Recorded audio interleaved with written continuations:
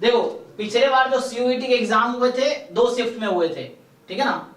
उसमें क्या था, जैसे एक तो एग्जाम जो हुआ था,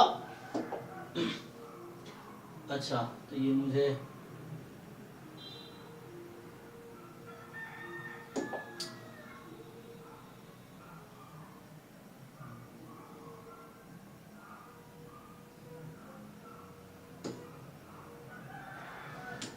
जैसे ये आप देख रहे होंगे ना, ये 11 जून वाला एग्जाम का पेपर है जो 11 जून को हुआ था, मतलब 2 हुआ था, 8 जून को और 11 जून को, 2 मतलब स्टैटिस्टिक्स के 2 पेपर हुए। हमारे पास 2 पीवाईक्यू है 2023 सीयूईटी का।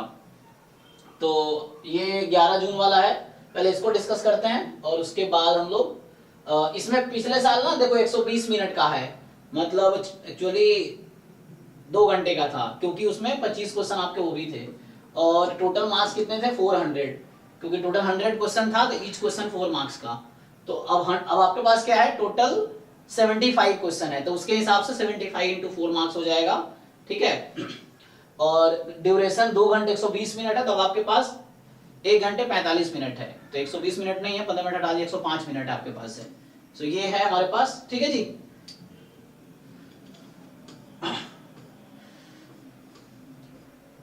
तो जैसे पार्ट ए जो था ना, इसमें अच्छा ये तो डिस्क्रिप्शन, ये मैं ड्राइव से ओपन किया, आपने देखा कैसे ओपन किया, सेम आपका लिंक उसमें है।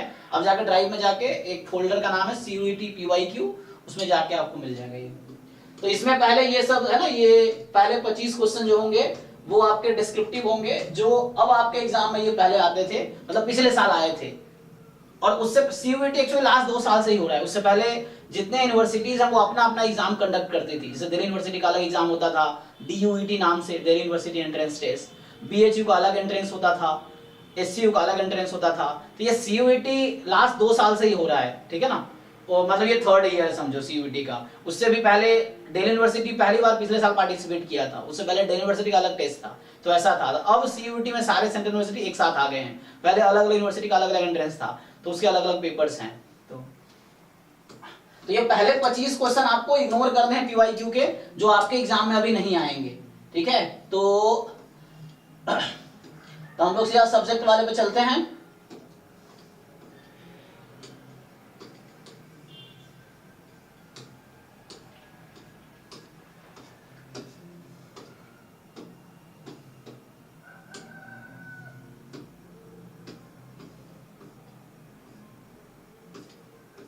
कहाँ तक पहुंचे, 14th।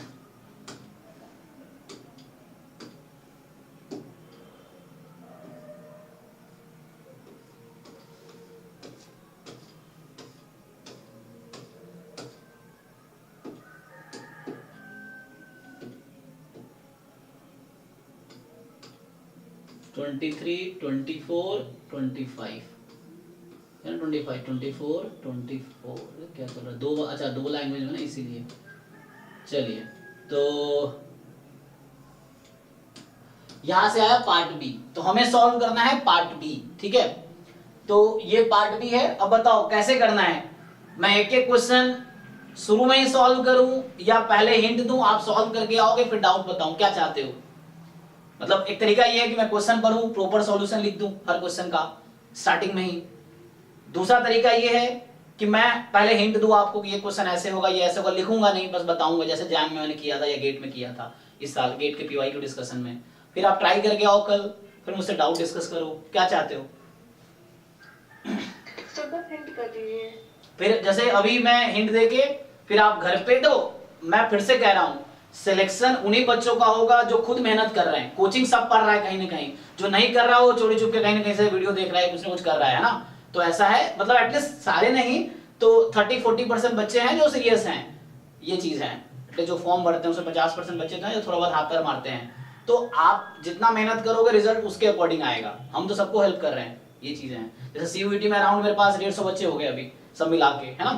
तो मतलब जो पिछले साल वो वाले भी मिला के, तो इसमें अब सबका सेम रैंक थोड़ी आएगा, जो ज्यादा मेहनत करेगा अच्छा रैंक आएगा, जो कम मेहनत करेगा उसके कम मार्क्स आएंगे। तो आपको मेहनत करना है, क्योंकि आपको सीखने पे फोकस करना है। मैं हर बार ये कहता हूँ सीखने पे फोकस करो, प्रॉब्लम सॉल्विंग स्किल डेवलप करो, एंट्रेंस क्वालिफाई करना है तो, कि क्वेश्चन पढ़ के खुद से सॉल्व कर पाओ, आंसर तक पहुंच पाओ, ये इंपॉर्टेंट है। क्वेश्चन सॉल्व करना स्टार्ट किए, बीच में फंस गए, छोड़ दिए, टाइम वेस्ट और आंसर भी नहीं आया, तो ये दिक्कत, आंसर तक पहुंचने उसके लिए सॉल्व करना पड़ेगा तभी आपको आएगा। तो मैं ऐसा करता हूं, इसको डिस्कशन स्टार्ट करते हैं। मैं हर क्वेश्चन का आपको हिंट देता हूं, आप ट्राई करके आओ, कल ट्राई करके मतलब सॉल्व करने की कोशिश करो घर पे, फिर कल जब क्लास होगी सेम टाइम पे तो आप मुझसे डाउट पूछना, फिर वो क्वेश्चन मैं प्रॉपर सॉल्व कर दूंगा। ये कर सकते हैं। और डाउट पूछने की आजादी, आप कोई भी क्वेश्चन ऑनेस्टली अगर आपसे एक भी नहीं हो रहा है तो आप बोलो ऑनेस्टली कि मुझसे एक भी क्वेश्चन सॉल्व नहीं हुआ, फिर मैं सारे सॉल्व करूंगा, है ना, ये चीज है। लेकिन आपको बोलना पड़ेगा, बताना पड़ेगा, क्योंकि मैं मुझे ऐसे समझ नहीं आएगा ना, ये चीजें हैं। चलिए, और हालांकि इस तरह के बच्चों को थोड़ा डांट भी पड़ेगी, लेकिन फिर भी बुरा नहीं मानना, आपको सीखना है। तो वैसा है थोड़ा, है ना, वो मेरा वैसा होता है, मतलब ऐसा वर्ड्स तो रूड होते हैं कई बार, तो उसको बुरा नहीं मानना आपको। आपको सीखना है तो थोड़े बहुत झेलना पड़ेगा, ये चीजें हैं। ठीक है, यहाँ से स्टार्ट करते हैं। देखिए तो 1 to 25 हो गया, 1 to 25 नहीं करना है आपको, अब लेट ज्वाइन किया हूँ। वो तो वो क्वेश्चन था। हाँ, चैट में लिख रहे हैं सर लास्ट फेज से कॉलेज एग्जाम है। अच्छा, हाँ, तो आप मैनेज कीजिए, कोई दिक्कत नहीं है। देखो, लाइफ में प्रॉब्लम्स हमेशा रहेंगी, you can never wait for the right time. Right time कब आएगा? जब आप मरोगे, बस उसके बाद कोई टाइम, जब तक जिंदा हो तब तक कभी राइट टाइम नहीं आएगा। तो जो टाइम है उसी को बेस्ट यूज करो, यही पॉसिबिलिटी है। ऐसा राइट टाइम का वेट कभी नहीं कर सकते लाइफ में, तो कभी राइट टाइम नहीं आएगा। तो जो टाइम है उसी का बेस्ट यूटिलाइज करो। सबके पास चैलेंजेस हैं, है ना, सबके पास प्रॉब्लम है, अपने अपने टाइप का, अपने अपने तरीके का, है ना। तुम्हें लगता है सिर्फ तुम्हारे पास प्रॉब्लम, सबके पास प्रॉब्लम, मेरे पास भी बहुत सारे प्रॉब्लम लाइफ के हैं, सबके पास है ना। जो शेयर नहीं करता कोई बताता नहीं, है ना, हर कोई फेस कर रहा है कहीं ना कहीं चैलेंजेस डिफरेंट टाइप्स के। तो वो उसी में आपको बेस्ट यूज करना है टाइम का, जो बेस्ट यूज करता है वो आगे बढ़ता है ना। बहुत समझना है ना आपको। जैसे अभी मैं ही देखो, मैं पिछले 13-14 साल से पढ़ा रहा हूँ, 10वीं के बाद से ही मैं पढ़ाई भी कर रहा हूँ, पढ़ा भी रहा हूँ। तो ऐसे कर करके मैनेज कर करके समाओ, कई बार पढ़ाई में फेल हुए, कई बार टीचिंग में फेल हुए, ऐसे करके समाओ यहाँ तक पहुंच गए ना। तो वही चीज, अब मैं एक्सक्यूजेस देता कि मेरे पेरेंट्स कैपेबल नहीं है, पे नहीं कर सकते, मैं क्या करूंगा, फिर पढ़ाई छोड़ दूंगा, ये मजदूरी करता मैं। तो यही चीज है, आपके जितने भी चैलेंजेस है उसको फेस करो, और कोई प्रॉब्लम नहीं है। हार जीत तो लगी रहेगी लाइफ में ना, वो तो हारना कोई बात नहीं, हार जीत तो लाइफ का पार्ट है, बस आपको कंसिस्टेंटली आगे बढ़ना है, ये चीजें। ठीक है, देखो ओके। तो क्या कह रहा है ये? तो 1 to 25 आपको इग्नोर करने हैं, क्योंकि वो एप्टीट्यूड और वो जनरल अवेयरनेस वाले क्वेश्चन है जो आपके एग्जाम में इस बार नहीं है। ठीक है, 100 क्वेश्चन होगा इसमें, तो आपके एग्जाम में 75 क्वेश्चन ही आएगा। तो जो PYQ में 2023 के 2 पेपर हैं, हम लोग अभी 11 जून वाला डिस्कस कर रहे हैं, अगली क्लास जब ये कंप्लीट हो जाएगा तो 8 जून वाला डिस्कस करेंगे। ठीक है, चलिए। तो एक क्वेश्चन पढ़ पा रहे हैं आप लोग? देखो, the infinite series summation 1/n⁻² + 3 delta और n⁻⁻1 - 7 डेल्टा, यही है ना, is convergent if delta lies in the interval। तो सिंपल पी टेस्ट का क्वेश्चन है। अब जो लोग क्वेश्चन पेपर भेज दीजिए, पेपर कोई भेज दो, ड्राइव में है, देखो किसके पास भेजा था मैंने पहले भी एक बार, ग्रुप में कोई भेज दो जिनके पास है। सो ड्राइव का लिंक डिस्क्रिप्शन में, यू चेक, जिस व्हाट्सएप ग्रुप में आप लोग हो, जो बच्चे पेड वाले हैं, तो चेक करो, उसमें ड्राइव का लिंक है, आप वहां क्लिक करोगे तो आपको उसका आएगा।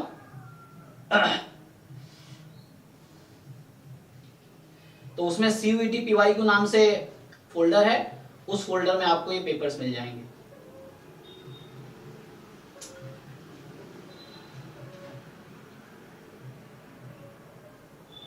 देखो ग्रुप में कोई भेजो, मैंने पहले ही भेज रखा है, बस फॉरवर्ड कर दो CUET वाले बैच में।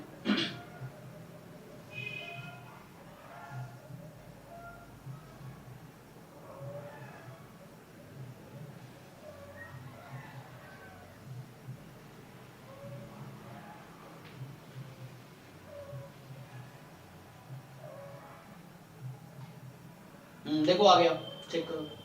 तो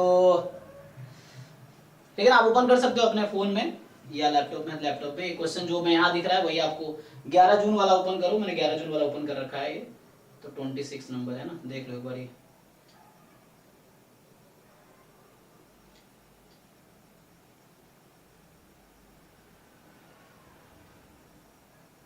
मुझे लग रहा है ये इस पे 11 जून लिखा है, लेकिन फोल्डर का नाम मैंने उल्टा लिख दिया है क्या, जो ग्रुप में आया है। 11 जून वाले पे क्या लिखा है? 11 जून ही है, ठीक है, ये देख लो एक बार क्वेश्चन नंबर 26 आप ढूंढ पा रहे हो? दोनों में 11 जून ही लिखा है, ऐसे कैसे? ओह अच्छा, क्रिएशन, ओके ओके। तो ये जो दूसरा फोल्डर है लास्ट वाला जिसमें 90 पेज है, इसमें कितने पेज है? इसमें 90, अच्छा 90 पेज वाला है जो ग्रुप में अभी आया ना आपके क्वेश्चंस, उसमें जो सबसे बॉटम वाला है वो है पेपर जो 90 पेज है जिसमें, ठीक है, वो वाला है। चलो ठीक है, तो कंटिन्यू करते हैं। 90 पेज वाला देखो।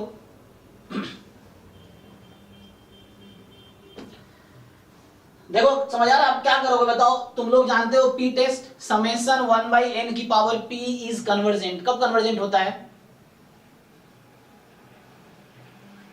less than 1 Less- greater than 1 पे कन्वर्जेंट, लेस देन 1 पे divergent, less than equal to 1 पे डाइवर्जेंट, है ना? तो ग्रेटर देन 1 होना चाहिए। यही करना है, इसको अलग अलग ब्रेक कर लो। दिस तो यहां से देखना है दिस क्वांटिटी आपको क्या करना है, कन्वर्जेंट होने चाहिए। तो कन्वर्जेंट कब होगी सोचो? तो ऐसा क्या नंबर रहेगा जो दोनों को सेटिस्फाई कर जाएगा? तो वैसे समझना है तो बीच का एक नंबर उठाओ और चेक कर लो, भी कर सकते हो। क्वेश्चन करने के कई सारे टेक्निक्स हैं, वो टेक्निक आएगा जब आप ट्राई करोगे। जैसे इस बीच का एक नंबर उठाओ, पुट कर लो यहाँ पे डेल्टा। इस बीच का एक नंबर उठाओ, डेल्टा पुट कर लो। इस बीच का एक डेल्टा उठाओ, पुट करके देख लो। इस बीच का डेल्टा उठाओ, पुट करके देख लो। जो भी सुटेबल नंबर दिखे वैसे दिख जाएगा आपको, डिस्कार्ड हो जाएंगे ऑप्शंस। नहीं तो वैसे, सेकंड ऑप्शन होगा, नहीं तो वैसे सोचो, -2/7 ठीक है ना? या फॉरवर्ड सोच सकते हो आप, दोनों तरीके सोच सकते हो। आपको देखना है कि so this quantity should be more than 1, this quantity should be more than 1, both should be more than 1। तो कर दो, उससे एक इनइक्वालिटी आ जाएगी। ये हिंट दे रहा हूं आपको, ट्राई करके आना है। कल नहीं समझ आएगा तो अगली क्लास में, मतलब जो डाउट लूंगा मैं, तो मैं प्रॉपर सॉल्व करके दिखाऊंगा आपको। ये अभी मैं हिंट दे रहा हूं, आपको ट्राई करना है। सीखना है तो आपको कोशिश करना होगा। तो ये ठीक है, समझ आया? क्या करना? पी टेस्ट लगाना है। अब पी टेस्ट को नहीं पता हो, गूगल करो या बुक खोलो या नोट्स खोलो या यूट्यूब पे जाओ, चेक करो पी टेस्ट ऑफ सीरीज क्या होती है, उसको यूज करो इसमें। ये चीजें तो पहले तो आपको पीछे का स्टोरी पता होना चाहिए कि अब मैं बोला पी टेस्ट यूज करो, तो पी टेस्ट एक थ्योरम है। तो ये थ्योरम जिसको पता होगा वो यूज कर पाएगा, जिसको पता ही नहीं तो कैसे पता चलेगा आपको, है ना, क्या यूज करना है? तो पहले पी टेस्ट जिनको पता है डायरेक्टली यूज कर लो, पी टेस्ट से हो जाएगा। चलो इस पे देखो तो, अच्छा हिंदी इंग्लिश दोनों में है। तो ये 27, चलो 27 ये क्वेश्चन कह रहा है देखो कि suppose m is more than 1, n is more than 1 are two positive integers and the positive term series। और नेक्स्ट क्लास में ट्राई करके आना, आज मैं डिस्कस कर रहा हूं, आप नेक्स्ट क्लास तक आज रात को बैठ के या कल दिन में बैठ के इसको कंप्लीट करके आना। ट्राई 75 क्वेश्चन है टोटल इसमें जो आपको करने हैं, एप्टीट्यूड छोड़ देना शुरू वाले, और ट्राई करके आना, फिर डाउट डिस्कस करेंगे। तो m more than 1, n more than 1 are two positive integers। तो mn दो पॉजिटिव इंटीजर है। The positive term series summation un summation vn are such that कि un upon un plus 1 more than equal to vn upon vn plus 1। तो पूछ क्या रहा है? then summation un is convergent if। अब देखो ये थ्योरेटिकल क्वेश्चन है, ये तो थ्योरम डायरेक्टली आ गया है, ये थ्योरेटिकल है। तो इस तरह के क्वेश्चन का प्रूफ नहीं करना आपको एग्जाम में। यू टेक सच एग्जांपल, एक एग्जांपल लो और उससे आप डिस्कार्ड कर सकते हो। तो आप ऐसे एग्जांपल सेलेक्ट कर सकते हो जहां पे un upon un plus 1 more than vn upon vn plus 1, वैसे कर लो, नहीं तो डायरेक्ट थ्योरम यूज कर लो। बताओ भाई, तो क्या करना चाहिए?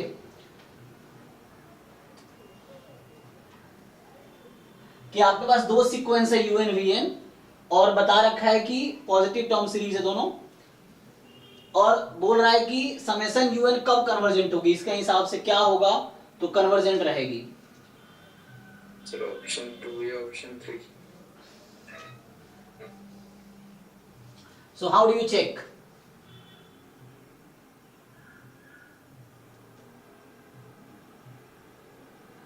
So if the greater series is convergent, then the lesser one should be convergent. But it is not saying greater, is it a ratio? It is a ratio, not just un less more than equal to vn, ऐसा नहीं बोला ना, it is a ratio। So that will not work। मतलब आप जो लगा रहे हो कंपैरिजन टेस्ट बोलते हैं उसको, है ना। So you are using comparison test, but it is not comparison test over two sequences। You have to take example which satisfy these conditions and then हमें चेक करना है कि कौन सा ट्रू होगा। तो एग्जांपल लो या कोई थ्योरम फिट करो। तो थ्योरम देखो, कोई ऐसा थ्योरम आपको याद आ रहा है, या तो थ्योरम फिक्स करोगे। ग्रेटर सीरीज है वो रेशियो टेस्ट से कन्वर्जेंट है ना। हाँ, रेशियो टेस्ट में क्या होना चाहिए? an upon an plus 1 upon an should be, So this is the reciprocal of that। yes, n plus 1 upon an should be what, more than, less than 1 for convergent and more than 1 for divergent equal to 1 fails। तो उसके लिए reciprocal है, तो मतलब ये ratio ना ये मोर than 1 हो जाए तो काम हो जाएगा, ठीक है। सर एग्जांपल ले लेते हैं। हाँ एग्जांपल ले लो, it's better you take 2 examples un vn का जो इसको सेटिस्फाई कर रहा हो सिंपली, और ऐसा un लो जो कन्वर्जेंट हो। अच्छा या un कन्वर्जेंट इफ, अच्छा vn उसके हिसाब से सेलेक्ट करना है, no problem. You choose 2 sequences un vn which satisfy this condition and then उस कंडीशन बेस्ड बोल रहा है कि un convergent if this happens, तो अंडर दिस कंडीशन ये एग्जांपल जो भी लोग इसको सेटिस्फाई करने चाहिए उसके हिसाब से। ये तो हम लोग केस ये कर सकते हैं कि इसका उल्टा ले ले un plus 1 by un less than is equals to vn plus 1 by vn। हाँ तो un summation of un convergent है तो वो वाला टर्म मतलब un plus 1 by un less than 1 होगा, Okay. तो vn by vn plus 1 less than 1 होगा तो vn कन्वर्जेंट होगा। ओके तो वो भी कर सकते हैं, थ्योरम डायरेक्टली यूज कर रहे हो आप, है ना। सो अगर जैसे ये कह रहे हैं कि हम लोग जानते हैं, एक मिनट, तो हम लोग अभी तो मैं 2 चीजें यूज की। सो एक तो हमने हिंट दिया था आपको पी टेस्ट वाला, तो पी टेस्ट कहता है कि सीरीज 1 by n की power p is convergent if and only if p is more than 1, ठीक।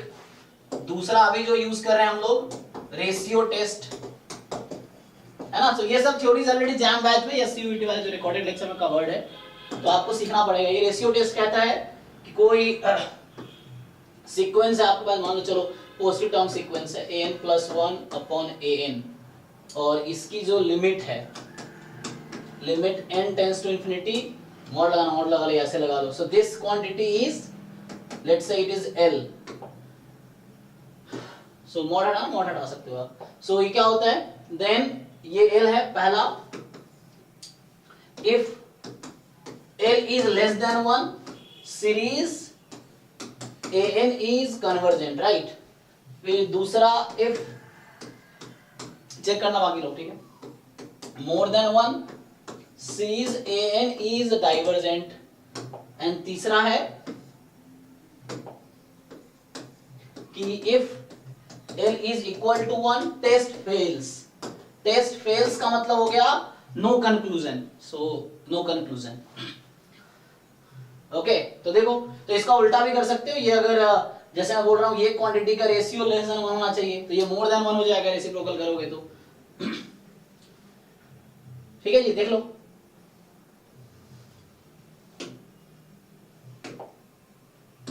तो यहां से ये है, इसको भी बात कर सकते हो। वहां पे अगर तुम बोल रहे हो कि रेसिप्रोकल क्या हो जाएगा, जैसे ये क्वांटिटी लेस देन 1 के लिए कन्वर्जेंट है, तो ये मोर देन 1 हो जाएगा, उल्टा कर देंगे तो उल्टा कर देंगे तो मोर देन 1 है, तो इसका लिमिट क्या होगा, मोर देन 1 होगा, है।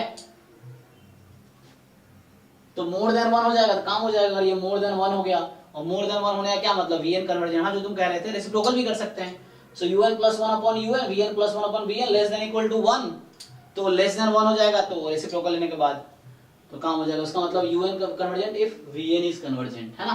तो अगर vn कन्वर्जेंट है तो देखो इसका हमने रफली आपको एक एग्जैक्ट आइडिया दे दिया, जैसे बताया उसने। कई अप्रोच हो सकते हैं, ये आपका अप्रोच अलग हो सकता है, दूसरे का अप्रोच अलग हो सकता है, दोनों करेक्ट हो सकते हैं, तो आपको सोचना है उसके हिसाब से, वही एग्जाम में काम आएगा जो आप सोचोगे, क्योंकि रट्टा मारने वाला तरीका बहुत ज्यादा हेल्प नहीं करेगा, है ना। जो ट्रिक्स हुक्स होते हैं स्पेशली, तो वो कुछ क्वेश्चन पे अप्लाई होते हैं। क्वेश्चन बदल गया तो आपको नया आइडिया लगाना पड़ेगा। तो सिंपली है कि यहाँ पे सिंपली क्या करें, रेशियो टेस्ट यूज करें। अभी इसमें रेशियो टेस्ट यूज कर लो कि, तो रेशियो टेस्ट में रेसिप्रोकल करोगे लेस देन 1 हो जाएगा, तो अगर ये रेशियो लेस देन 1 हो गया रेसिप्रोकल में, then un convergent vn convergent. Ratio test लगाओ, अगर समझ आया ठीक है, तो नेक्स्ट क्लास में लिख के बताऊंगा। यहां तक समझ आया तो ट्राई करो, लेकिन सीखोगे तो ट्राई करो, टाइम दो क्वेश्चन को, ठीक है। जिनको सीखना है you give time two questions, question solving को टाइम दो, क्वेश्चन सॉल्व करोगे तो सीखोगे। सीक्वेंस an 5 पे कन्वर्ज कर रही है, bn 1/5 पे कन्वर्ज कर रही है, तो पूछ रहा है इसका डायरेक्ट थ्योरम है। कौन सा थ्योरम है, ऐसे दिख गया, डायरेक्ट थ्योरम है, इसको तुम ऐसे देख सकते हो, एक बार इसका नाम बोलोगे इसका आंसर आ जाएगा। नेक्स्ट क्या है, ये बोल रहा है कि तुमसे कि a1 जो है a1 √2 है, और ये तो गेट 2023 में एक क्वेश्चन अभी आया, जिनको याद होगा, यहाँ पे 6 था।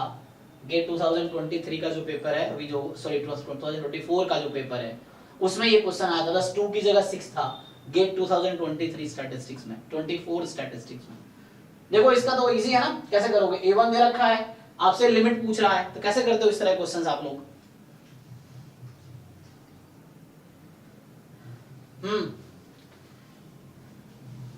सर एल पुट कर देंगे। Yes yes, simply L put कर देंगे। So L is equal to root under 2 plus L, तो एल स्क्वायर बराबर 2 प्लस एल, उससे सॉल्व कर लो।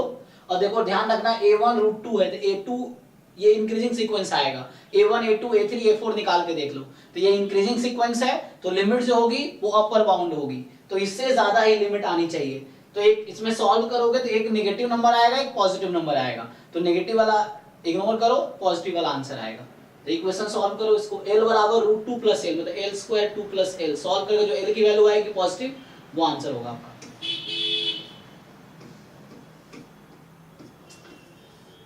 You can write the sequence UN is positive termed and monotonic decreasing sequence. तो sequence के terms positive है और decreasing है। Then infinite series UN converges if, तो बताओ वो थ्योरम है ना? अच्छा यहाँ पे बोल रहा है कि नहीं, यहाँ पे उल्टा है, तुम जो जानते हो समेशन UN converges implies, ये कन्वर्स पूछ रहा है, तो ऐसा ये सही नहीं है, क्योंकि ऐसा होगा तो डाइवर्स भी कर सकते। एग्जांपल के लिए समेशन 1/n है ना, ये है, तो ये करेक्ट नहीं है। इफ पूछ रहा है, देन नहीं, आपको ये भी समझना है क्वेश्चन में। अगर देन होता तो ये ऑप्शन ट्रू होता, ये इफ पूछ रहा है, मतलब यहाँ पे इफ कौन सा ऑप्शन इंप्लाई कर रहा है इस स्टेटमेंट को, ये पूछना चाह रहा है कि which option implies this, if है ना यहाँ पे, ऐसा होता इफ दिस देन पूछता, देखता कौन सा इंप्लाई, तो आपको चार में से कौन सा ऑप्शन है जो इसको इंप्लाई कर रहा है। तो पॉजिटिव टर्म डिक्रीजिंग सीक्वेंस, ये फिर से थ्योरम है। जैम में भी एक क्वेश्चन इस पे आया हुआ, जिनको याद हो 2018 में शायद था, तो वहां पे एग्जांपल मुझे ढूंढना पड़ा था। तो समेशन यूएन कन्वर्जेस इफ, किसको याद है? सो डी होगा, यस। ये आपको याद होगा, एक्चुअली ये क्वेश्चन जैम वाला जब मैं पहली बार कर रहा था मैं फंस गया था, क्योंकि मुझे समझ नहीं आ रहा था वो गलत क्यों है, तो बाद में एग्जांपल ढूंढा था हमने, तो ये डी करेक्ट है। उसमें एक क्वेश्चन सीक्वेंस सीरीज का था उसमें उस समय, तो उसमें मिला था, तो ये डी करेक्ट है इसमें, कि अगर यूएन भी 0 पे जा रही है, एन यूएन भी 0 पे जा रही है, तो गारंटी है कि समेशन यूएन कन्वर्ज करेगी। ये चीज है, सिर्फ अकेला ये काफी नहीं है ना, इस तरह से। जैसे अच्छा, तुम इसको एग्जांपल के थ्रू भी सोच सकते हो, 1/n मैंने कहा है, तो 1/n में ये ट्रू है लेकिन कन्वर्जेंट नहीं है ना, 1/n में ये भी ट्रू है लेकिन कन्वर्जेंट नहीं है। मैं बात कर रहा हूं यूएन को 1/n ले लो, ठीक। अब देखो कौन सा फिट बैठ रहा है उस पे, तो एग्जाम्पल फॉल्स बताएगा। जैसे यहाँ पे हमने 1/n 0 पे जा रही है लेकिन समेशन 1/n कन्वर्जेंट नहीं होती, ऑप्शन गलत है पहला। 1/n इंटू 1/n 0 पे जा रही है, यस, लेकिन समेशन 1/n कन्वर्जेंट है नहीं, तो मतलब ये गलत कह रहा है, ये ऑप्शन बी गलत है। सी 1/n, तो यहाँ देखो ये बाउंडेड आ गया, 1 आ गया, इसका मतलब ऑप्शन ट्रू हो गया, ट्रू हो सकता है। और यहाँ पे un 1/n 0 पे जा रही है, अच्छा, तो ये इसका मतलब है, तो 1/n ले रहे हैं ना हम लोग, तो वो डाइवर्जेंट है, और इसके हिसाब से ट्रू नहीं आ रहा है, इसका मतलब 1/n² लोगे तो फिट बैठेगा। तो एग्जांपल के थ्रू भी सोच पाओगे, फिर से सोच के देखो कि तुम्हें कुछ ऐसा एग्जाम, या 1/n² ले लो चाहो तो, उसके लिए ये ट्रू आएगा ना। तो एनीवे ये थ्योरम है, दिस इज अगेन, तुम एक दो चीज नोटिस कर सकते हो, डायरेक्ट थ्योरम बेस्ड क्वेश्चंस हैं, थ्योरम के स्टेटमेंट याद है तो तुम कर पाओगे इजीली, नहीं तो प्रूफ कर लोगे, टाइम नहीं आपके पास, 75 क्वेश्चन 105 मिनट में करने हैं। तो ठीक है, थ्योरम इसका डी ऑप्शन होगा। थ्योरम है ये, सब थ्योरम पे ही क्वेश्चन ज्यादातर है। fx है lx² plus mx plus n, मतलब क्वाड्रेटिक फंक्शन है ये, और एक पॉइंट c है given by Lagrange mean value theorem is. तो लाग्रांज मीन वैल्यू थ्योरम का स्टेटमेंट पता ही है आप लोगों को, क्या होता है कोई बताओ? Lagrange mean value theorem, f dash c is equal to f of p minus f of a by m p minus a। Apply कीजिए, हो जाएगा बस, ठीक है ना। मीन वैल्यू थ्योरम दो तरह का है, एक लाग्रांज मीन वैल्यू थ्योरम है, कॉची मीन वैल्यू थ्योरम है। तो जो आप लोग 11 12 में पढ़े हैं वो लाग्रांज मीन वैल्यू थ्योरम है। कॉची मीन वैल्यू थ्योरम में दो फंक्शंस होते हैं, f एंड g, तो वहां होता है fb minus fa upon gb minus ga बराबर f dash c upon g dash c। So two functions are required for the Cauchy mean value theorem.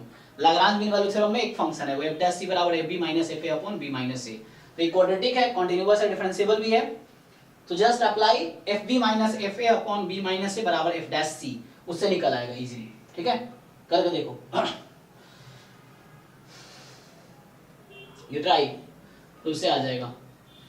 तो नेक्स्ट क्या है आपके पास, एक इक्वेशन है 2x cube plus 7x square plus x minus 6 equal to 2 time this then value of this. अब देखो यहाँ ज्यादा दिमाग नहीं लगाना है, इसमें क्या करना है आपको, एक इक्वेशन दे दिया, this equation holds for any real number. तो अगर आप कोई पर्टिकुलर x भी पुट कर दोगे ना तब भी ये ट्रू रहेगा। फॉर एग्जांपल मैं x को 0 रख देता हूं, तो यहाँ क्या बन जाएगी लेफ्ट साइड में -6, राइट में क्या बन जाएगी अल्फा बीटा गामा में एक इक्वेशन। तो x की एक वैल्यू कुछ रखो अपनी मर्जी से, फॉर एग्जांपल तुम 2 रख लो, तो x की 3 डिफरेंट वैल्यू अपनी मर्जी से चूज करो, कोई भी तुम्हारा 3 फेवरेट नंबर हो, 1 -1 0 रख सकते हो, कोई भी 3 सुटेबल के लिए ध्यान रखता 0 हो जाए तो 2 रख के देख लो।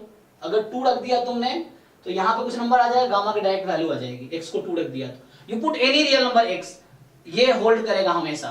तो उससे आपको अल्फा बीटा गामा चाहिए तो 3 वैल्यू चूज करो और थोड़े स्मार्टली चूज करो ताकि इजीली आंसर आ जाए। जैसे 2 रखोगे तो गामा मिल जाएगा, फिर गामा आ गया तो उसके हिसाब से शिफ्ट कर लो, तो फिर कोई x को 2 0 1 रख लो, 3 इक्वेशन बन जाएंगे, तीनों को सॉल्व कर लो तो आ जाएगा इससे आंसर। तो सही जी एक्चुअली लेंथ हो जाएगा ना फिर इसका।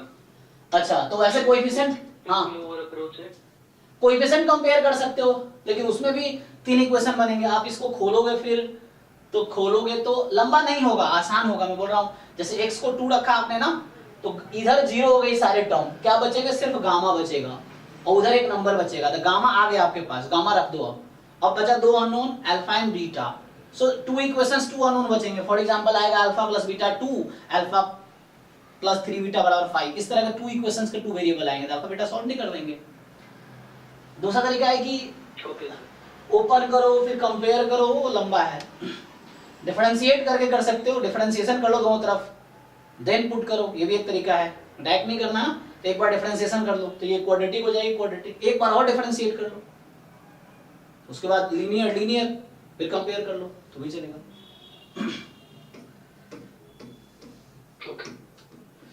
ओके ये कह रहा है कि तो ये सब जहां वालों ने खूब किया है, लेकिन ध्यान में थोड़ा लगाइए, r² से r में एक फंक्शन है, ये 2 वेरिएबल फंक्शन है, बोल रहा है लैम्डा की वैल्यू क्या होगी ताकि कॉन्टिन्यूअस है। तो सिंपली आपको क्या कह रहा है ये, अब कॉन्टिन्यूटी का डेफिनेशन सबको पता है कि फंक्शन की वैल्यू और फंक्शन की लिमिट इक्वल होनी चाहिए।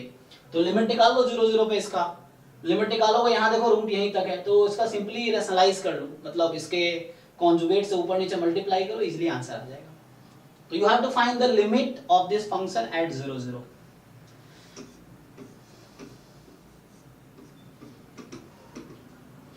देखो number of roots of the equation x³ - x + 1 = 0 that lie between 0 and 1 इज, कितने नंबर्स हैं 0 1 के बीच में जो इसमें लाई करेंगे। तो इस तरह क्वेश्चन जहां में आपने किए होंगे। देखिए अब इसका एक अप्रोच ये है, आप इंटरमीडिएट वैल्यू थ्योरम यूज कर सकते हो, है ना। तो या रफली ग्राफ बनाने की कोशिश कर सकते हो, रफली ग्राफ बनाओगे तब भी दिख जाएगा, नहीं तो इंटरमीडिएट वैल्यू थ्योरम देख लो कुछ नंबर के बीच में है ना, उस तरह सोच सकते हो। ग्राफ रफली बना लो, कोई दिक्कत नहीं है। f' निकालो, 0 पुट करो, क्रिटिकल पॉइंट आ गया, रफली ग्राफ ड्रॉ कर लो। तो रफली ग्राफ ड्रॉ कर लोगे तो उससे दिख जाएगा तुम्हें, ठीक है ना, 0 1 के बीच बात। तो रफली यू ड्रॉ ग्राफ, f' निकालो, कैसे ग्राफ ड्रॉ करते हैं, क्रिटिकल पॉइंट निकालो, point of maxima, point of minima देख लो, कहाँ इंक्रीजिंग कहाँ डिक्रीजिंग, वो देख के रफली स्केच हो जाएगा, फिर मिल जाएगा। तुम ट्राई करके आओ, नहीं तो मुझे बताना, मैं कर सॉल्व करके दिखाऊंगा। पैराबोला हो जाएगा ना, अदरवाइज ये ऐसे कर सकते हो, क्यूब है ना, तो राइट साइड में पैराबोला है, यस। लेकिन देखना पॉइंट कहाँ पे ये 0 हो रहा है, 1 रखने पे 1 हो जा रहा है, ओके, 0 रखने पे भी 1 है, तो 1 और 0 पे दोनों वैल्यू 1 है इसकी, है ना। थोड़ा सा शिफ्ट हो सकता है ना, क्योंकि ये -x + 1 है। ठीक है, रफली ड्रॉ करो, पैराबोला टाइप का ही होगा एक साइड में, क्योंकि x³ का ही जनरली होगा, लेकिन थोड़ा सा x से इफेक्ट पड़ेगा। सो ड्रॉ रफली ग्राफ एंड देन सी। ये लिमिट का क्वेश्चन है, t टेंड्स टू 0, तो सिंपली आप अभी अब t को 0 पुट करोगे 0/0 आएगा, तो एल हॉपिटल रूल यूज करो, आ जाएगा एल हॉपिटल से। इधर आपके पास है एक रीजन a दे रखा है और x + y + z <= 1, तो x + y + z <= 1, तो ये एक प्लेन की इक्वेशन है हालांकि, और ये ट्रिपल इंटीग्रेशन है, कोई प्रॉब्लम नहीं है। जैसे यहाँ x लिखा हुआ है तो x की लिमिट यहाँ से निकाल लो, तो x 0 से स्टार्ट है और 1 माइनस, तो 0 से 1 - y - z हो गया। अब x की लिमिट लिख दिया तो x को इग्नोर करो यहाँ पे, तो x को 0 पुट कर दो तो बचेगा y plus Z less than 1, फिर y की लिमिट होगी 0 टू z, फिर z को भी इग्नोर करो तो फिर बाद में यहाँ z है 0 टू 1, ठीक है ना। तो x की लिमिट 0 से 1 minus y minus z, y की limit 0 to 1 minus z, z की लिमिट 0 टू 1, इंटीग्रेट कर लो सिंपली।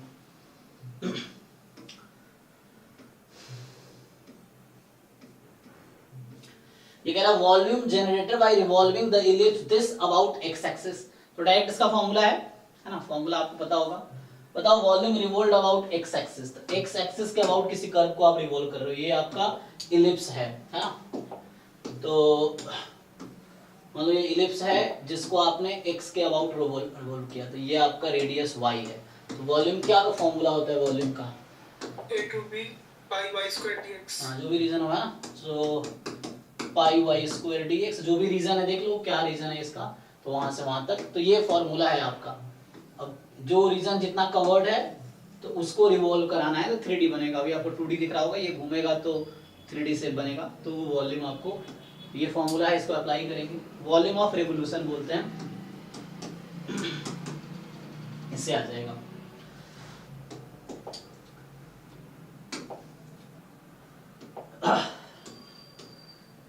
चलिए तो नेक्स्ट जो है ये कह रहा है n कोई पॉजिटिव इंटीजर है ना, और डेल्टा n, तो पहले मैथ्स का सारे क्वेश्चन है क्योंकि सिलेबस में जैसे है वैसे उसी अकॉर्डिंग होगा, सिलेबस के अकॉर्डिंग, तो ये मैथ्स से क्वेश्चन चल रहा है।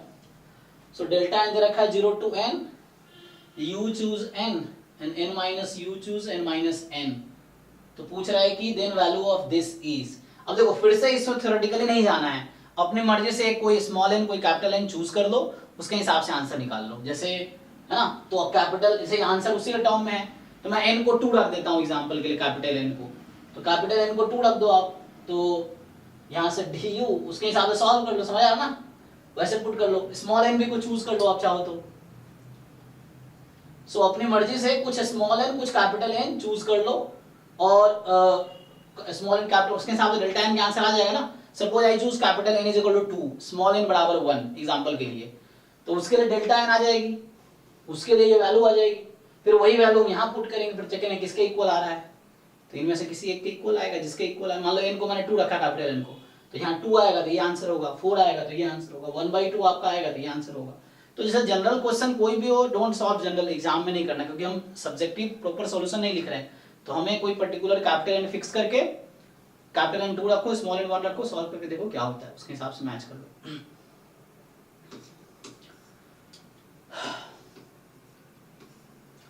ये कह रहा है if the length of arc of the curve from, okay एक कर्व दे रखा है, this two is a plus b log 2, simple इसका भी फॉर्मूला होता है लेंथ ऑफ आर्क का, ये फंक्शन दे रखा है, बताइए लेंथ ऑफ आर्क का फॉर्मूला क्या है।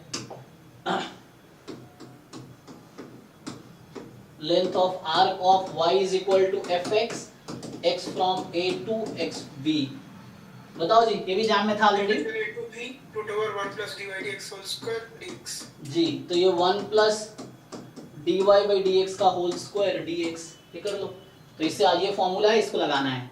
तो जो भी क्वेश्चंस आ रहे हैं डायरेक्ट फॉर्मूला बेस्ड हैं या थ्योरम बेस्ड क्वेश्चन है, डायरेक्ट स्टेटमेंट बेस्ड, बहुत ज्यादा कैलकुलेशन नहीं है, जैसे एग्जाम वाले बहुत कैलकुलेशन करवाते हैं ना, क्योंकि उनका क्वेश्चन थोड़े लेंदी होते हैं, कैलकुलेशन होता है, यहाँ बहुत ज्यादा कैलकुलेशन नहीं है, जस्ट डेफिनेशन और फॉर्मूला बेस्ड क्वेश्चंस है, डेफिनेशन थ्योरम या फॉर्मूला।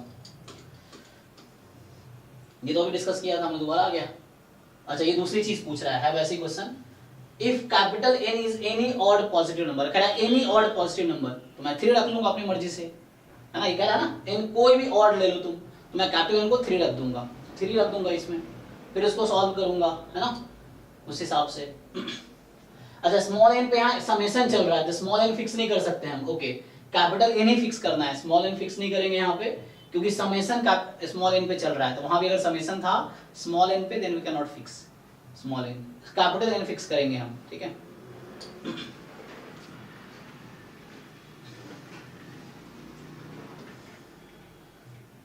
ठीक है, तो यहां से आ जाएगा, समझ आया ना, कैपिटल N को 3 रखो एंड देन पुट करके आप देखो क्या आता है, सिमिलर क्वेश्चन है।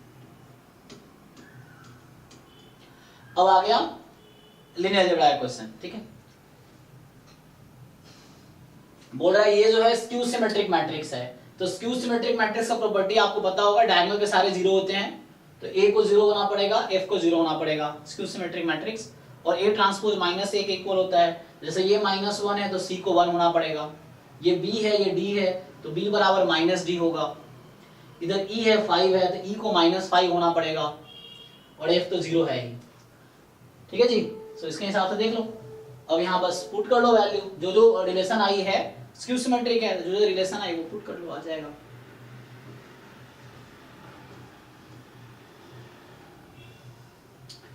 The sum of reciprocal of characteristic roots of the matrix। तो characteristic roots का दूसरा नाम क्या है? Eigen value. So you have to find the eigen value of this matrix। So पहले आपको आइगन वैल्यू निकालनी है।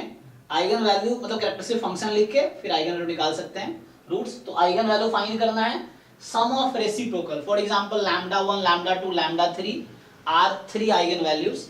तो बोल रहा है सम ऑफ रेसिप्रोकल मतलब 1/λ1 प्लस 1/λ2 प्लस 1/λ3 आपको कैलकुलेट करना है।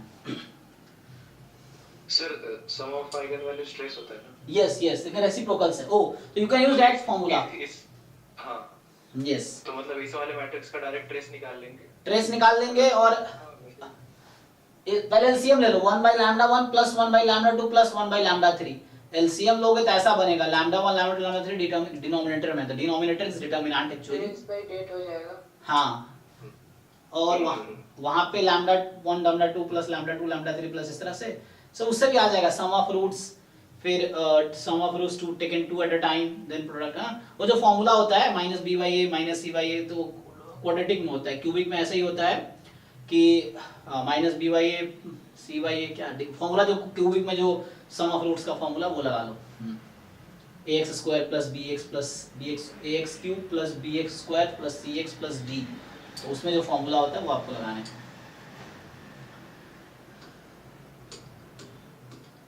ट्राई करो, कोई ट्राई करो, और भी तो बहुत सारे तरीके हो सकते हैं। ये तो कर लिया हमने। ये देखो, ये बोल रहा है कि ए एक मैट्रिक्स है, this aq is equal to alpha a² plus beta a plus gamma a gamma i। तो पूछ रहा है ये क्या होगा। तो ये जो इक्वेशन है ये कैसे आती है? कैरेक्टरिस्टिक इक्वेशन से। हाँ, कैरेक्टरिस्टिक इक्वेशन और फिर कैली हैमिल्टन थ्योरम।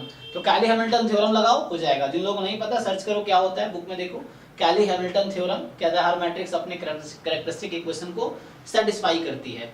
तो कैरेक्टरिस्टिक इक्वेशन लिख लो, पुट कर लो, उससे आ जाएगा, कंपेयर कर लो। तो कैरेक्टरिस्टिक इक्वेशन लिखने हैं, कैली हैमिल्टन थ्योरम यूज करना है यहाँ पे, तो उससे आ जाएगा।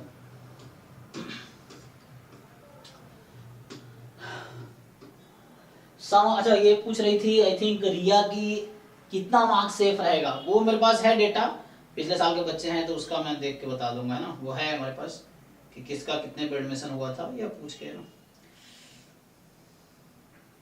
सीवीटी का सर? यस यस यस, जो एडमिशन पिछले साल जो बच्चे डीयू गए बीएचयू गए तो किस मार्क्स पे। इस साल तो कम ही होगा क्योंकि वो 25 क्वेश्चन तो हाँ हट गए। तो पहले 25 क्वेश्चन भी थे उस समय आपके, हाँ उसमें तो टोटल 100 क्वेश्चन था और 2 आवर्स थे। अब आपके पास 75 क्वेश्चन है एंड देन 1 आवर 5 मिनट्स हैं, एंड देन उस समय 400 मार्क्स का एग्जाम हुआ था। और आपका कितने मार्क्स का एग्जाम होगा, उसमें से 25 4 जाए कितना 300 का होगा अब आपके पास। तो आपके 300 मार्क्स के होंगे, तो उसके हिसाब से कट ऑफ बनेगा, है ना। पिछले साल तो क्योंकि वो भी इंक्लूड हुआ था, आउट ऑफ 400 ये कट ऑफ था जो है ना। तो इसमें जो है एक्चुअली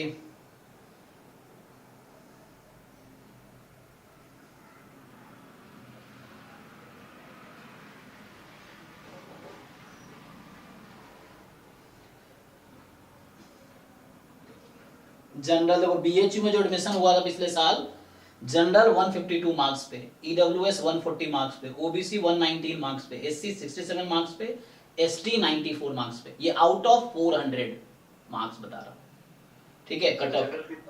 हाँ, जनरल 152 आउट ऑफ 400 ये कट ऑफ है, मतलब लास्ट बच्चा जो था। दिल्ली यूनिवर्सिटी का जो कट ऑफ था जनरल 156, ईडब्ल्यूएस 150, ओबीसी हाँ बीएचयू के लिए, हाँ दिल्ली यूनिवर्सिटी और BHUs, EWS 150, OBC 132, SC 102, ST 110। Because doing अब 2 घंटे में 100 क्वेश्चन करने इतना आसान थोड़ी है, क्योंकि आप एक क्वेश्चन पढ़ने में आपको लग जाएंगे आधे मिनट, फिर सॉल्व करने, तो पूरा बच्चा कर भी नहीं पाता ना। ये है, तो ये it is the cut off DU BHU का 150 था, मतलब 152 BHU का, 156 दिल्ली यूनिवर्सिटी का जनरल के लिए, आउट ऑफ 400। देख लो।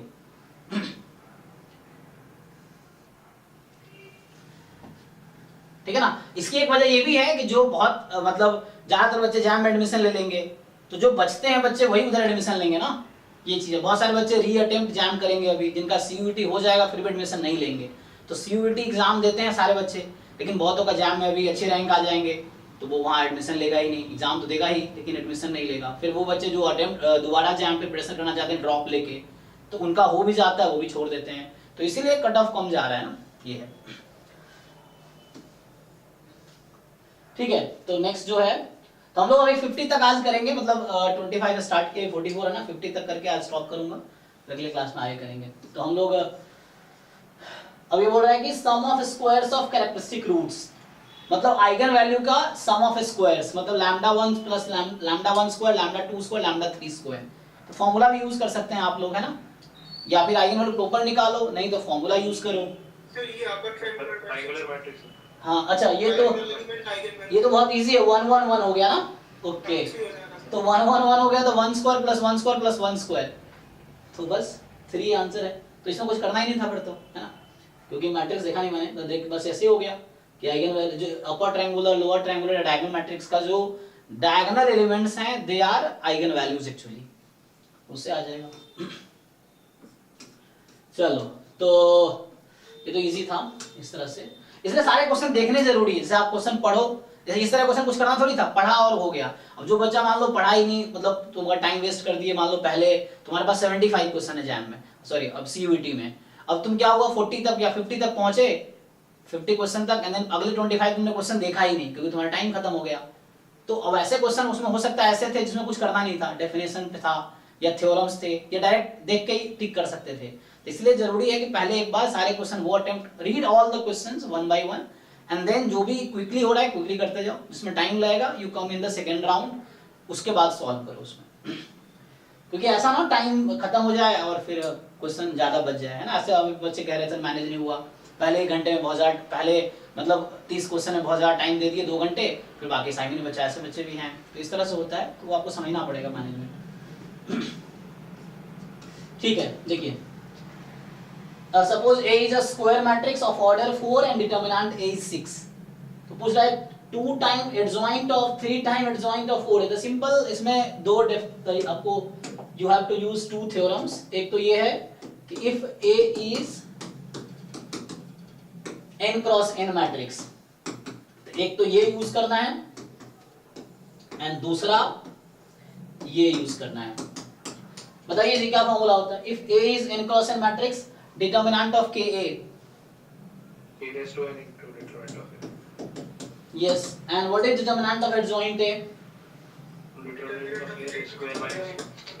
ठीक है ना। so just you have to use this repeatedly, यही चीज उसमें repeatedly यूज होगा, बार बार एक एक करके डिटर्मिनेंट शिफ्ट करते जाओ। ठीक है ना, जैसे यहाँ 2 को बाहर निकालोगे तो 2 की पावर 4 हो जाएगी, ये बाहर आ गया।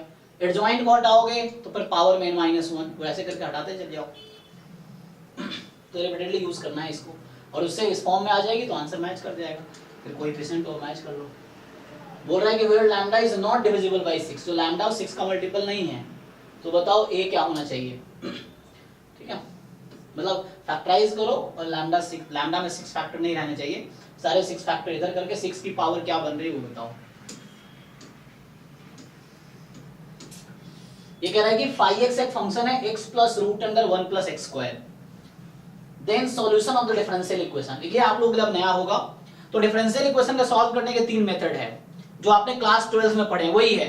तो मैं आप लोगों को ये सजेशन दूंगा, पहले तो डिफरेंशियल इक्वेशन क्लास 12 में आप लोगों ने पढ़े होंगे, टॉपिक था डिफरेंशियल इक्वेशन, वही यहाँ है। Even this is question from class 12 NCERT. आप एनसीईआरटी का बुक खोलो डिफरेंशियल इक्वेशन का, जाओ देखो क्लास 12 के एनसीईआरटी में क्वेश्चन है। तो डिफरेंशियल इक्वेशन एक बार क्लास 12 का रिवाइज करके आओ, वहां पे आपने देखा होगा 3 मेथड है, वेरिएबल सेपरेबल, होमोजेनियस और linear differential equation. First order first degree में 3 तरह का है ना, वेरिएबल सेपरेबल मेथड या होमोजेनियस या लीनियर। तो ये वेरिएबल सेपरेबल है ना, क्या करना है, इसको इधर ले जाओ dy के साथ y वाले टर्म ले आओ, dx के साथ x वाले टर्म्स ले आओ, इंटीग्रेटिंग बोथ साइड, तो इजीली हो जाएगा। तो वेरिएबल सेपरेबल मेथड लगाना है इसमें, और ये variable separable method class 12th में भी है। तो जस्ट एक बार क्लास 12th का जो डिफरेंशियल इक्वेशन टॉपिक है जस्ट उसको रिवाइज कर लो। क्या करना है, जाके एक बार सारे एग्जांपल सॉल्व कर लो खुद से, और अगर तुम सॉल्व कर पा रहे हो मतलब तुम्हें टॉपिक ठीक आता है, नहीं है तो सीखो फिर, एंड देन वो कर दोगे तो यहाँ के ज्यादातर क्वेश्चन हो जाएंगे सीयूटी वाले। ये तो फर्स्ट ऑर्डर डिफरेंशियल इक्वेशन वही है जो आपके क्लास 12th में था। तो यहाँ वेरिएबल सेपरेबल मेथड लगाना है, या तो सॉल्व कर लो या फिर एक काम कर सकते हो, पूछा क्या है इसने कि सॉल्यूशन क्या होगा, या तो सॉल्व करके देख लो या फिर ऐसे करके सॉल्व कर लो, बाद में दिख जाएगा। इजी है, हालांकि वेरिएबल सेपरेबल मेथड लगाओ एक्स वाई अलग अलग करके। The complementary function of differential equation CF पूछ रहा है, तो ये क्लास 12th में नहीं है, ये ग्रेजुएशन लेवल पे आपने पढ़े होंगे। यहाँ भी इजी है कि क्वाड्रेटिक बनाना है, m² + 3m + 2 = 0। अब उस क्वाड्रेटिक को सॉल्व कर लो तो उससे m की 2 वैल्यू आएगी, उसके हिसाब से आंसर आ जाएगा। जिन लोगों को थ्योरी पता है, पहले थ्योरी जानना पड़ेगा, तो मुझे लगा पहले थ्योरी पढ़ाना पड़ेगा इसका मुझे, है ना, तो मैं थ्योरी पढ़ा दूंगा नेक्स्ट क्लास में, पर ट्राई करके आऊं तो पहले इसकी थ्योरी पढ़ा दूंगा फिर हो जाएगा। ये सो आप जस्ट ये देख लो सेकंड ऑर्डर डिफरेंशियल इक्वेशन कैसे सॉल्व करते हैं, आप देख के आ सकते हो थोड़े से खुद से, यूट्यूब से या बुक से या कहीं से लेक्चर से, है ना, समझ देख के कि how to solve second order differential equation, उससे इजीली हो जाएगा। कॉम्प्लीमेंट्री फंक्शन बहुत इजी है, देखो सॉल्व करोगे m² + 3m + 2, तो ये हो गया m + 1 × m + 2, फैक्टर ये आएगा ना, तो m = -1 और -2, सॉल्यूशन ये आएंगे m = -1 -2, तो -1 -2 कहाँ है, -1 + 2 है, -1 -2, B is the correct option, ऐसे ही हो गया। तो इसका फॉर्मूला होता है C1e⁻m1x + C2e⁻m2x, और ये जो क्वाड्रेटिक यहाँ से बन रहा है उसके सॉल्यूशंस क्या है उससे आ जाएगा, ये भी वाला करेक्ट ऑप्शन होगा।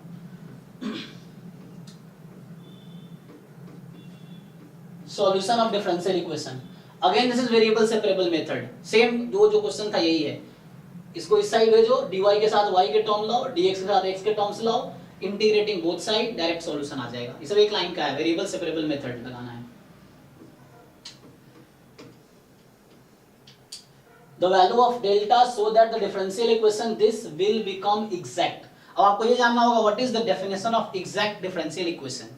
तो exact differential equation का definition ये है कि derivative of this with respect to y, ये थ्योरम है, हालांकि इसका इस टर्म को डिफरेंशिएट करोगे y के रिस्पेक्ट में, इस टर्म को डिफरेंशिएट करोगे x के रिस्पेक्ट में, दोनों को इक्वेट कर दो, मतलब थ्योरम यूज करना है। तो यहाँ आपको 2-3 चीजें अभी मुझे बताना पड़ेगा, अगर इनको नहीं पता आप लोगों को तो वीडियो में देख सकते हो या मैं क्लास में करवा दूंगा कल।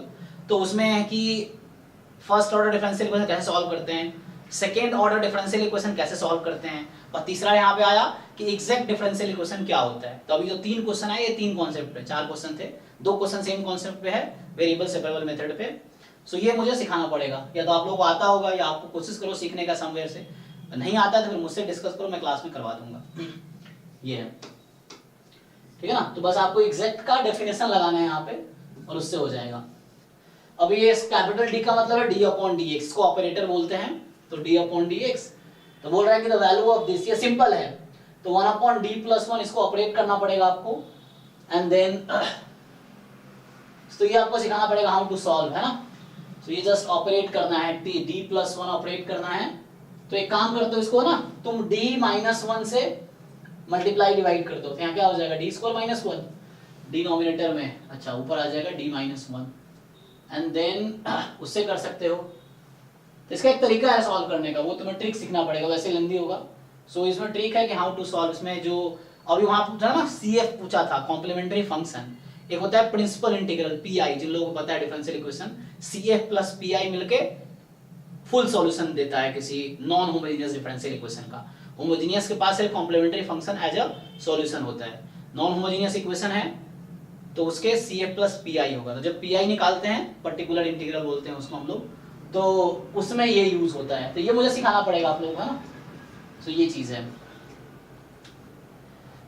चलो, तो यहाँ से प्रोबेबिलिटी स्टार्ट हो गया। तो आपने ये देखा, अभी क्या नोटिस किया, जो 2023 CUET का पेपर है, पहले 25 क्वेश्चन एप्टीट्यूड है जो आपको नहीं करने अब, क्योंकि इस बार एप्टीट्यूड हट गया है। अगले 25 क्वेश्चन जो मैंने अभी डिस्कस किए वो मैथमेटिक्स पोर्शन के थे, उसमें सीक्वेंसेस भी था, डिफरेंशियल इक्वेशन भी, लीनियर अलजेब्रा भी, है ना, ये सब थे। अब यहां से देखेंगे ये 51 क्वेश्चन जो है ये प्रोबेबिलिटी यहां से स्टार्ट हो गया, क्योंकि अब 51 से लेके 100 तक तो आपने मतलब आपके एग्जाम में जो 75 क्वेश्चन आएंगे 25 क्वेश्चन मैथमेटिक्स पोर्शन का होगा एंड 50 क्वेश्चन स्टैटिस्टिक्स पोर्शन का होगा। तो यहां से हम कल सॉल्यूशन स्टार्ट करते हैं। उससे पहले मैं ये चाहूंगा कि आप लोग ये पहले 25 क्वेश्चन मैंने अभी डिस्कस किए, मतलब इस पेपर में 26 से 50 तक डिस्कस किया, क्योंकि पहला 25 छोड़ दें। ये आप ट्राई करके आओ, थोड़े बहुत सीख के आओ, जो चीजें समझना है एक पेज पे लिख लेना कि ये सर से पूछना है, क्योंकि दिमाग में सारी चीजें नहीं रहती है, दिमाग में ज्यादा बोझ नहीं डालना है। डायरी लोग इसलिए कहते हैं कि जर्नल बनाओ, डायरी बनाओ, ताकि दिमाग पे बोझ कम रहेगा। तो एक जैसे जब भी कुछ पढ़ रहे हो, तुम्हें कुछ डाउट हो जाए, वो लिख लो एक पेज पे अलग से, एक पेज या डायरी पे कि क्लास में मुझे ये पूछना है, and then 1 by 1 you discuss with me. तो आप ये ट्राई करके आओ 25 क्वेश्चन, इसमें जो भी प्रॉब्लम आपको फेस कर रहे हो इन क्वेश्चंस में आप मेरे से डिस्कस करो कल।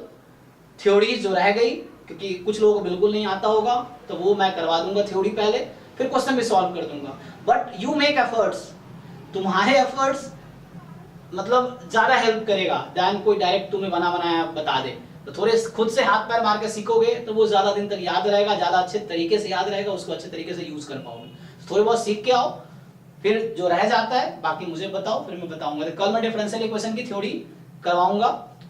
मतलब कल का प्लान क्या है, अभी ये डिस्कस नहीं करेंगे 25 से। कल मैं जो डिफरेंशियल इक्वेशन की थ्योरी जो 3-4 क्वेश्चन मिले हैं उसको सॉल्व करने से पहले थ्योरी पढ़ा दूंगा, फिर हम लोग सॉल्व करेंगे वो क्वेश्चंस। बाकी जो डाउट्स आपके रह जाएंगे 25 क्वेश्चन के वो करेंगे कल, ठीक है। तो अभी के लिए क्लियर है? बाकी किसी को कुछ क्वेश्चन है तो पूछो, वरना आज ही स्टॉप करते हैं। तो आपके होमवर्क में मतलब समझ आ गया ना होमवर्क क्या है, ये 25 क्वेश्चन करके आने। ये नहीं करा नहीं करना, आप आगे भी कर सकते हो, मुझे कोई नुकसान आपका थोड़ी है। 51 से 100 तक भी करके आओ, मुझे कोई लॉस, लेकिन एटलीस्ट इतना जरूर करके आओ कि जो मैथमेटिक्स जो मैंने डिस्कस किए वो तो करके ही आओ। आगे भी कर सकते हो आप, करके आओ, कोई प्रॉब्लम नहीं है। कल डाउट डिस्कस करूंगा और डिफरेंशियल इक्वेशन की थ्योरी पढ़ाऊंगा कल, ठीक है। चलिए तो अभी मुझे लगता है ये स्टॉप करते हैं। Thank you and good night. किसी को कुछ क्वेश्चन हो तो पूछ सकते हो, अदरवाइज गुड नाइट।